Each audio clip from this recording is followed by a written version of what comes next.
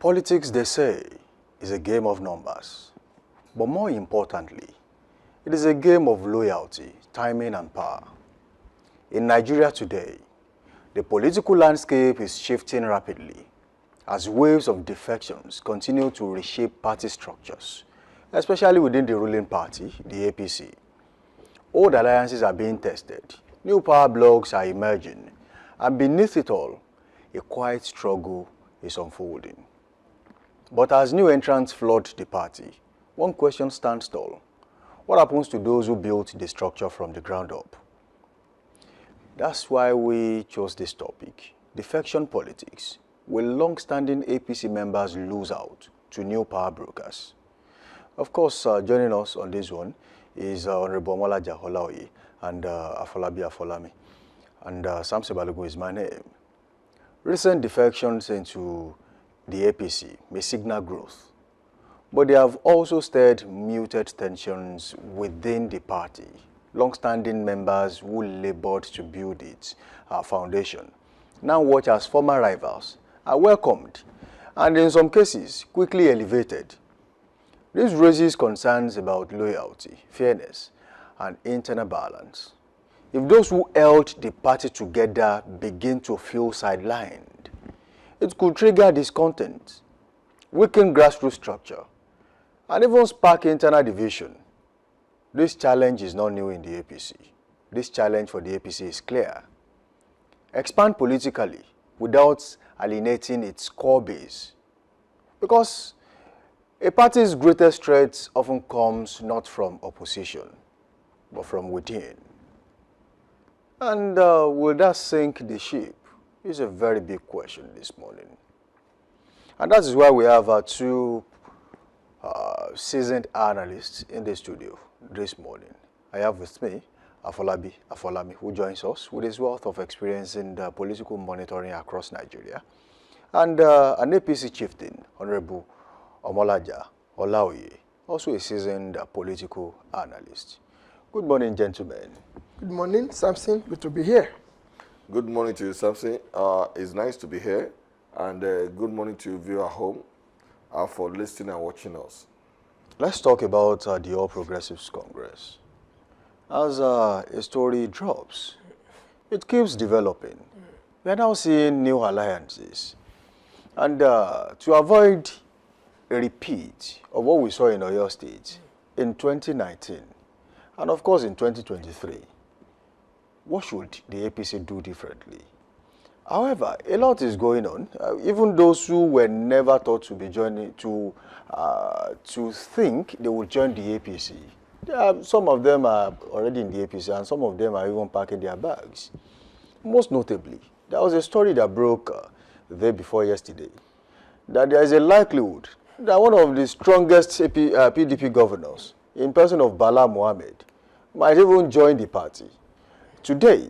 So, if he joins the party, what happens to Seyi Makinde of Oyo State? That's a very big question. So, when Seyi Makinde was made the chairman of the Governors Forum, there were about 13 governors in the PDP.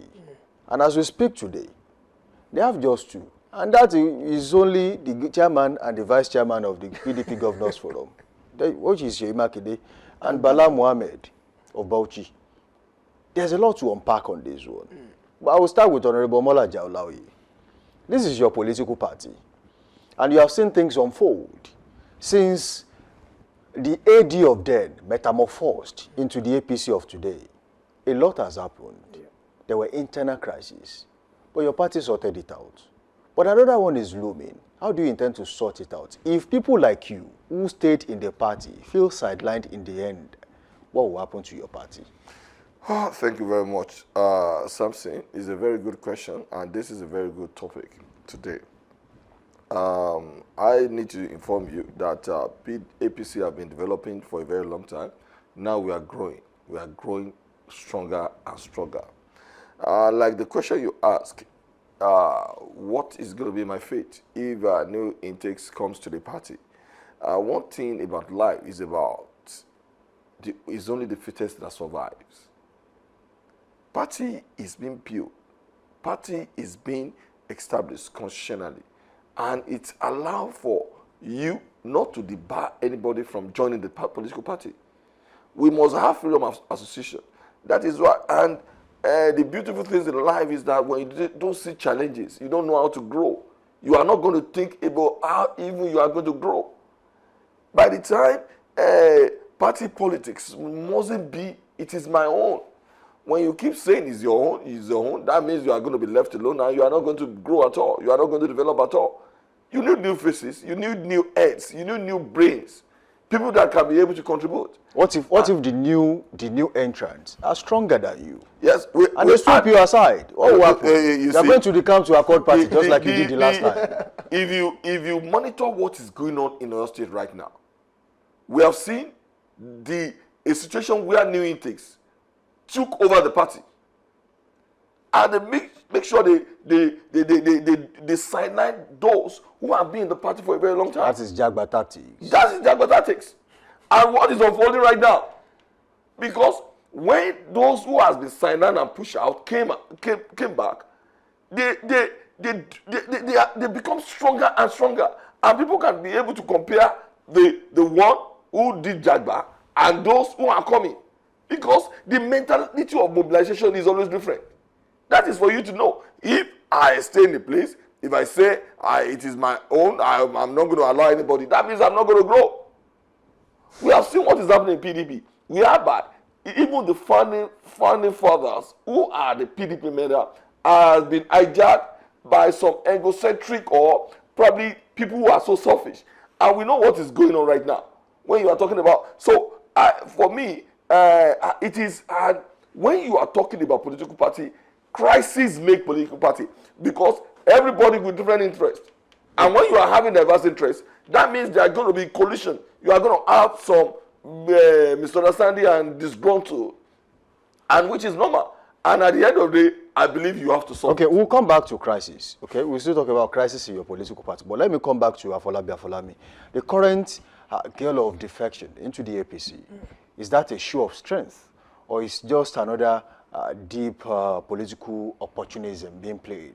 Well, to me, it's not a show of strength. It's a show of deep opportunity being played here. When you talk about the APC and the bringing in of anybody into the party, is one, I know that the APC before the last regime of Muhammadu Buhari has intention of killing the existing party, which is the major opposition party, the PDP. Yes, the members of PDP also contributed to the death of their party. They contributed to their own downfall. To their own downfall. I will continue saying it. They contributed to the death of their party. So if you say the PDP is down, is the PDP out? Technically, they are the one that brought down the house. They are the one that killed the house. They slaughtered their goats, and then you see that is one thing that they gave room for APC to actually actualize, carried out. But for the APC, when you talk about bringing is it a strength? It's not a strength, because they just want the members to come in. Is the APC afraid of the next election?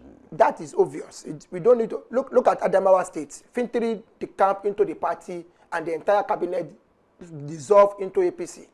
Fintiri, as a governor, existing governor, and many of his cabinet members won't go to APC and go and line up. Start from the back. It's not possible. What the existing political party, the APC that they dissolve into, will give room for them to come in, and that is how we talk about ideology. Yes, and that is why we talk about ideology.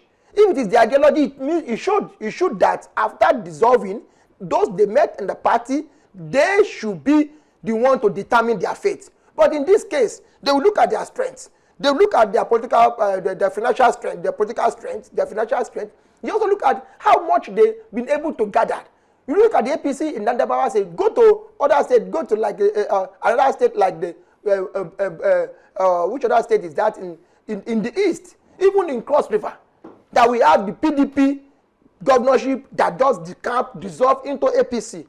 You know, that tells you that the bringing in of these people into the party is not as a result of building a particular strength, but gathering momentum, just making it the larger the merrier. The more the merrier, bringing people in so that they can win the election and showcase that if we have 33 governors, there is no way we would have not won the election.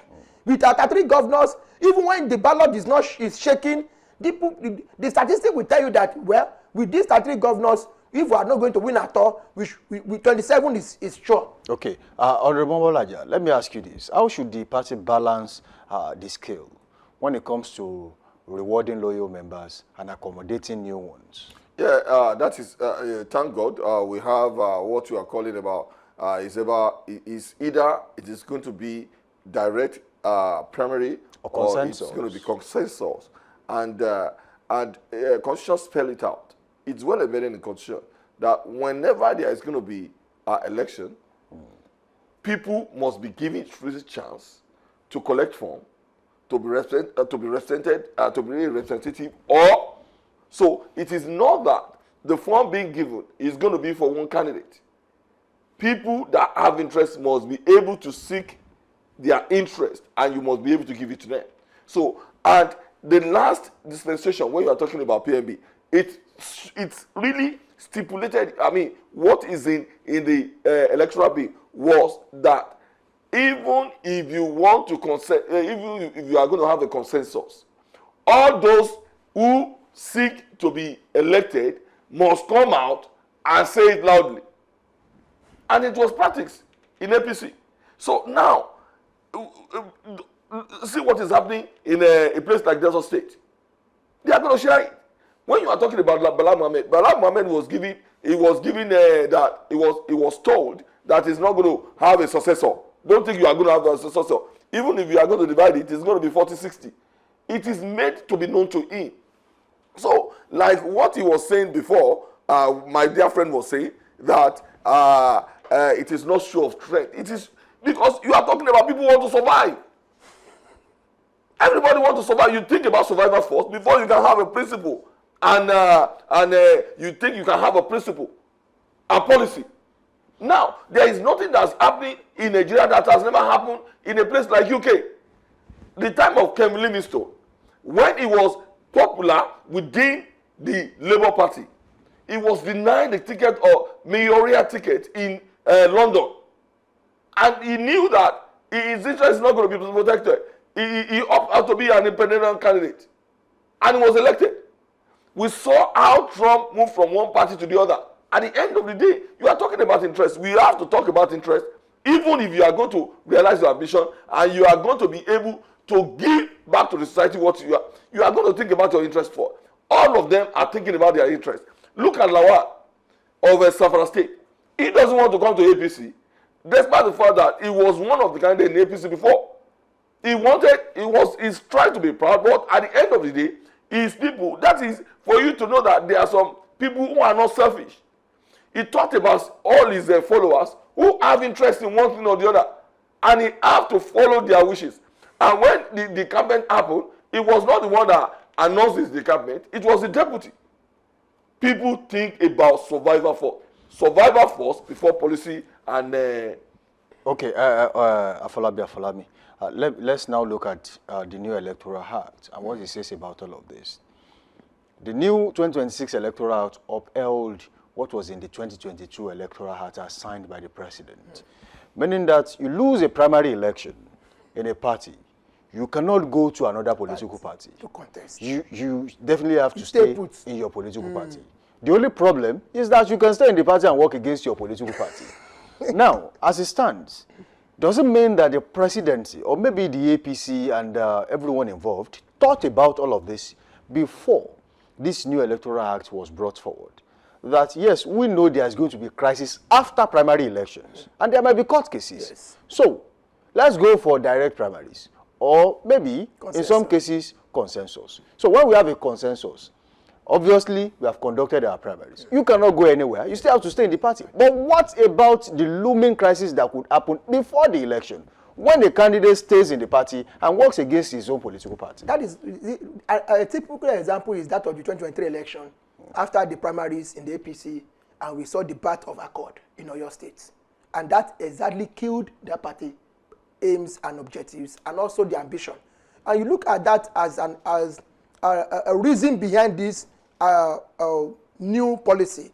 But the truth of the matter, like you have said, is that even when this person lost out in the primary or the consensus. Because even when you talk about consensus, you leave the hope of who become the president, the governor, the House of Assembly member or Senate into the hand of the elders, who will think that, okay, if you have to do this permutation, this person his life is having a likelihood of winning in this region or in this area than this other person. And the other person that they are thinking of eliminating or not giving the chance has will be having some bitter feelings. Such bitter feelings will affect the growth and the actualization of the party in winning their election. And that is why they felt that it will be good we guide this before the final election, so that that person will have no aim of leaving the party. He will stay put, he will just be there. Even though he's there, he's not happy. Yes, that again is to me, it's not a good development, because I felt that it would have been good that we allow everybody to be free to join an association even after being defeated. Like my brother said about the London cases that he cited. When the guy felt that he could not win in this party, he left for another new party and become an independent candidate. And he won. And so if that can just be allowed here, it will show that, yes, that is when we can now talk about the strength in the party. And, you know, the battle of accord started when PDP was going too bigger for the party to condone, to correct, and to also, accommodate. And the man in affair then said, okay, if that is the case, let's form a new party where you can go and show your strength, where you can determine what your faith is, where you can put your followers, and then show us if you can win an election. And that was what gave back to accord. But right now, even the consensus, that is where I'm going to have a problem with the new law. The consensus is determining the new local government, state primaries, the convention that they are doing. In most cases, there was no Congress. There was no Congress in APC. It was done by consensus. Many people are you just see them announcing this name, you know, as a result of somebody putting up this name. There was no primary. And we have seen the result of that primaries in many cases. It happens in Ondo State. It happens in Ogun State. The one in Oyo State was able to be monitored or condoned or put together because of the people behind the camera who felt that they shouldn't hear about our name. We shouldn't just open wash our dirty hands in the public. We should do this so that they are the one preparing to come to power. So they are doing everything to make sure that the party's dirty hands is not watching the public. But the truth of the matter is that some people are still angry. Some people are not very happy with the way the consensus was done. But I want to tell you, it would have been better that somebody is leaving while he's not being accommodated in a party into a new party to go and show his strength. That was what gives room to democracy. It strengthened the democracy. It gives people the opportunity and options to determine. Because if you say that this person lost and will stay put and his follower will not be happy, it may not give us a good kind of politics. Yes, and a good result in our election, in our voting system. Like people who have lost, who does be able to move to another. Now, Honorable Omolaja, let's talk about the legal implication of all of this, and what role the judiciary play in this. Now, basically, the pre-primary defection strategy that is most common is that you leave your party before the primaries is conducted and you feel like you don't have a chance. You leave your party before primaries and then you go to another political party to show your strength there. Contest, if you win, yes, so be it. And then, after joining that party, you can, of course, if you can win the primaries, fine. If you can't, maybe you can return to your political party in peace and work with them and see what you gain at the end of the day. But then, there were some controversial and court-driven cases in history. And let's start with Godwin Obaseki in 2020 in Edo State. He was disqualified by the APC. And before the election, he moved to the PDP, contested the primary. Well, some said it was given to him on a platter because they knew he was the sitting governor. But eventually he won.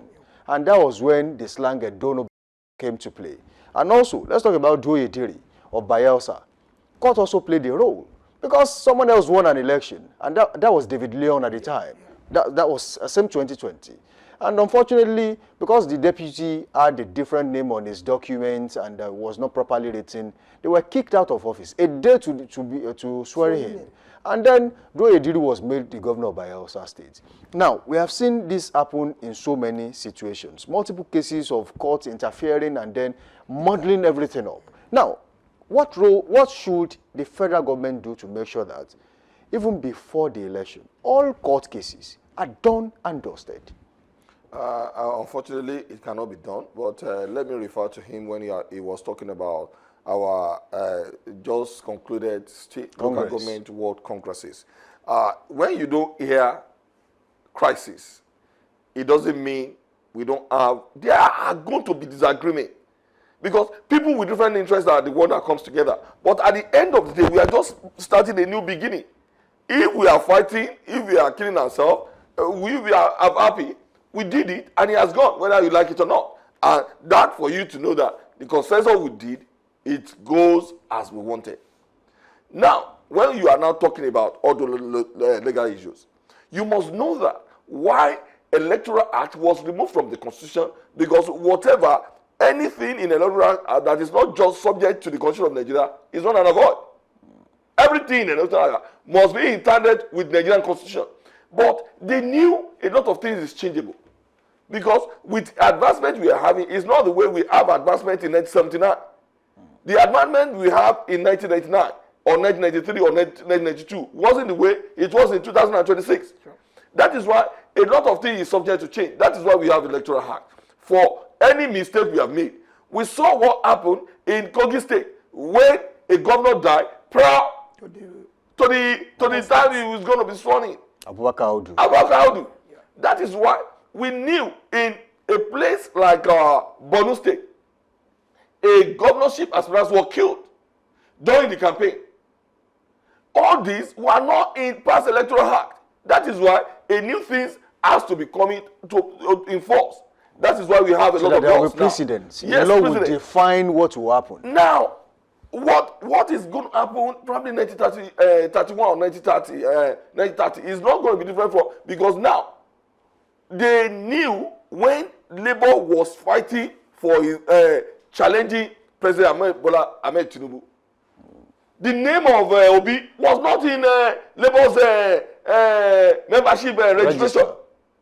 But now they were compelled that it must be digital. So it cannot be, somebody cannot just cook a book and say he has registered his name or not. And in Nigerian Constitution, it is illegal and it's criminal for you to have registered into a political party. There must be time frame. You are free to leave political party. There has to be a public declaration that you are leaving that party. Yes. But especially you do it within 24 hours, it's not allowed. They are making our constitution to be functioning. You are talking about those who are going to be within the party and work against the party. In a place like United States of America and in the UK, we have seen those who are against Boris Johnson. When you are talking about business exits, all those MPs were let loose. They were not returned back to the parliament again. That is for you to know that the whips that we have in the constitution, the party whips, is not working. In a place like United States of America, we see what happened with Marjorie Taylor, the representative of Florida, when he was attacking Donald Trump. She resigned because she knew that during the midterm or whatever they are going to contest, he's going to lose the election because party whips, because he has spoken against the authority of the party. Now, we must leave things to work. Things are now working in Nigeria. For you to know that we don't even need to go to court anymore. So do we now have a political system? We are having a functioning political system. They have compelled the political party to make sure they vet the certificate of the members. And that certificate of members will be in a public domain. When they are being screened, that is why you see what happened in the National Assembly, whereby they say that if you cannot remove any political officer that when he has been elected, if you don't do that before the election. So, and for you to know that by the time you want to contest the election, all your certificates must have been placed in INEC. Be in the public domain. It's going to be in public domain. Why can't you challenge that before the election? But after the election, it is in bad faith. For you to know Nigeria is now working. All those that are changing this electoral law and electoral system, they know what they are doing. And mind you, sometimes a lot of them are doing it in bad faith as well, and which is good for the populace. You remember during the time of Jonathan, about 100 and something bills were passed when probably about 70 or 80% of members are not going to they knew they are not going to be returned. And they make sure that all those laws were passed and Jonathan has to sign. They knew that if Jonathan didn't sign it, it's going to be said through, because they have that power to veto any law being passed. So let's wait and see how Nigeria is getting better, I believe. Okay. When you are talking about electoral system, we'll still talk about Nigeria getting better, but unfortunately we don't have the time. But Afolabi, this gale of defection to Nigerians at home, okay, will this be more or less like desperation? Or what would Nigerians be saying at this time? Well, when you talk about desperation, it's a means from the APC end. Do you trust desperate people? I don't. When you talk about people that are desperate, they are not. They don't need to be trusted. Is the APC desperate? Well, that's in quotes. Will you trust the APC? My brother, when you talk about the APC, well, let us look let's look at their past presidents, what they've been able to achieve in the past. For me personally, my own opinion, I'm not trusting the APC. I won't for now until I'm being convinced enough to say that it is a party everybody can be happy with, and a party that is giving birth to what we give birth to Nigeria. Does the APC have the internal mechanism to weather the storm that just blew the PDP away? Well, time will tell. Time will tell. PDP has been in their shoe before. They also gathered many people to join them, and they became more stronger. They ruled for 16 years. Yes, and they ruled for 16 years. They became bigger. APC on the way to 12. Well, that is it. Will it get to 16? That is another big question there. When you talk about the present situation in APC, it's not new to Nigeria. We've seen it before. 2007, it was like that. When everybody has to join PDP, that was Atiku Obasanjo 2003. Everybody was joining. And not only for the Southwest that the AD metamorphosed into ACN into ACN into APC. And I want to tell you that what we are experiencing right now, to me, is not something that will last long in the APC. Because the APC can be able to do that under the power of Bola Ahmed Tinubu, who is a strategist, who understands politics better than any other person in Nigeria presently, and who has been in the politics house for so long.